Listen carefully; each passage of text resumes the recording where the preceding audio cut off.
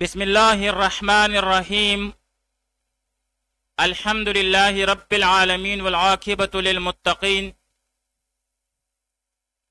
والصلاة والسلام على خير خلقه محمد وآله وأصحابه أجمعين. آج ذات الطالبین میں ہمارا 164واں سبق ہے، جس میں ہم حدیث نمبر 157 کا ترجمہ، لغوی و صرفی تحقیق، تشریح اور ترکیب کے بارے میں پڑھیں گے۔ حدیث نمبر 157 ہے، اعطوا الاجیر اجرہ قبل ان یجف غرقہ۔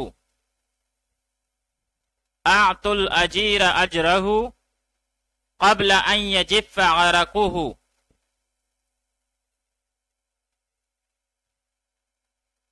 اعطوا الاجیر، دو مزدور کو، اجرہ، اس کی مزدوری، قبل ان، پہلے اس سے کہ، یجف غرقہ، خشک ہو جائے اس کا پسینہ۔ اعطوا الاجیر، دو مزدور کو، اجرہ، اس کی مزدوری، قبل ان، پہلے اس سے کہ، یجف غرقہ، خشک ہو جائے اس کا پسینہ۔ اب یہاں پر اعطو سیاہ جمع مذکر حاضر، پہلے امر حاضر معلوم از باب افعال، جیسے اعطا یعطی اعطاء، بمعنی دینا، عطا کرنا۔ اجیر، بمعنی نوکر، مزدور، اور جمع اس کی اجراء آتی ہے۔ باب استفعال سے استاجر یستاجر استیجارا، بمعنی اجیر بنانا، مزدور رکھنا، کرایہ پر رکھنا۔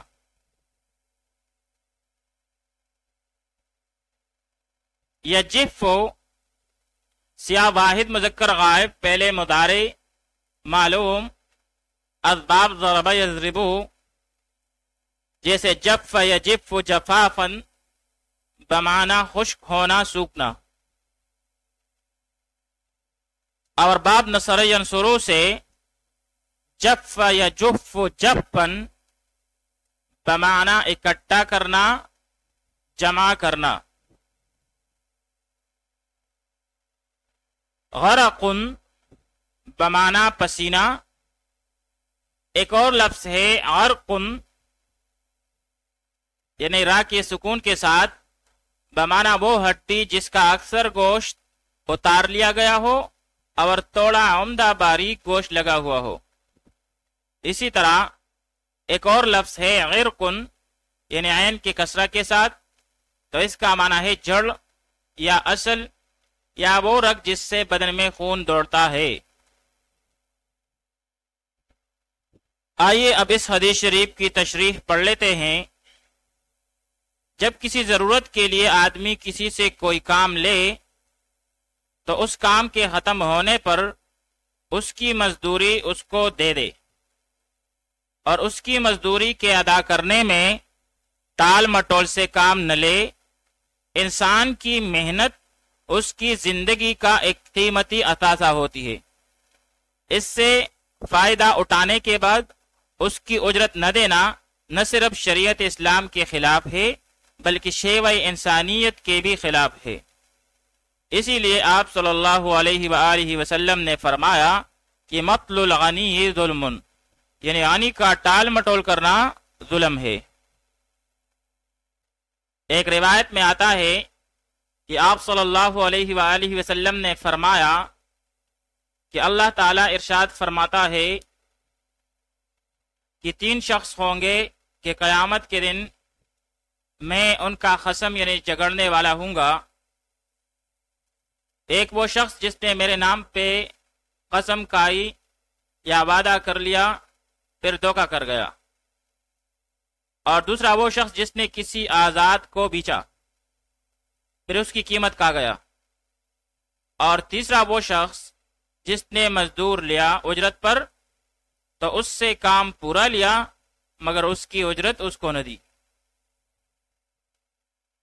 مزدور کی اجرت جلدی دینی چاہیے، اگر کسی وجہ سے یا مجبوری سے دیر سے ہی دینی ہے تو کام کروانے سے قبل اس کو آگاہ کر دینا چاہیے۔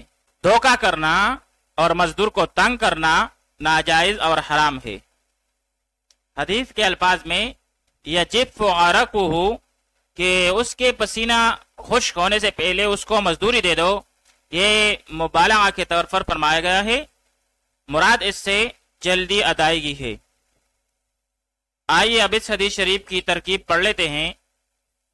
اعطو پہلے امر حاضر اور اس میں واو ضمیر بارز اس کا فاعل، الاجیرہ منصوب بالفتح لفظاً یہ مفعول اول ہوا اعطو فعل کے لیے، اور پھر آگے جا کر اجرہو اجر مضاف اور ہو ضمیر مجرور متصل مضاف الیہ، پھر مضاف اور مضاف الیہ مل کر مرکب اضافی ہو کر یہ مفعول ثانی ہوا اعطو فعل کے لیے، پھر آگے جا کر قبل ظرف مضاف ہے، اور اس کے بعد ان ناصبہ مصدریہ،